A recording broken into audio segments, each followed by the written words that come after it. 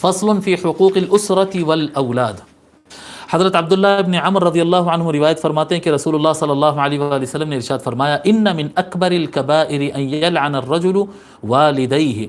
رسول اکرم صلی اللہ علیہ وآلہ وسلم ارشاد فرماتے ہیں کہ گناہوں میں بڑے سے سب سے بڑا گناہ، کبیرہ گناہوں میں بھی بڑا گناہ یہ ہے کہ آدمی اپنے ماں باپ پر لعنت بھیجے، اپنے ماں باپ کو گالی دے، یہ بہت بڑا گناہ ہے۔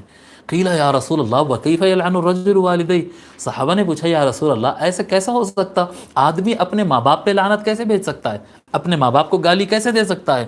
قال، حضور نے فرمایا، یسب الرجل ابا الرجل فیسب اباہ ویسب امہ فیسب امہ۔ فرماتے حضور صلی اللہ علیہ وسلم کہ آدمی دوسرے کے باپ کو گالی دے تو وہ پلٹا کر اس کے باپ کو گالی دے گا، اگر آدمی دوسرے کی ماں کو گالی دے تو پھر وہ پلٹا کر اس کی ماں کو گالی دے، تو وہ یہ جو گالی اس کے ماں کو آ رہی ہے یہ کس کی وجہ سے آئی ہے؟ اگر یہ اخلاق میں رہتا تو سامنے والا بھی اخلاق میں ہوتا۔ تو یہ جو آدمی پہلے سے سامنے کسی کے ماں کو یا کسی کے باپ کو گالی دیتا ہے، یہ گویا کہ اپنے ماں باپ کے لیے گالی کا راستہ کھولنا ہوتا ہے، گویا کہ اس نے اپنے ماں باپ کو گالی دیا ہے، اور یہ بہت بڑا گناہ ہے۔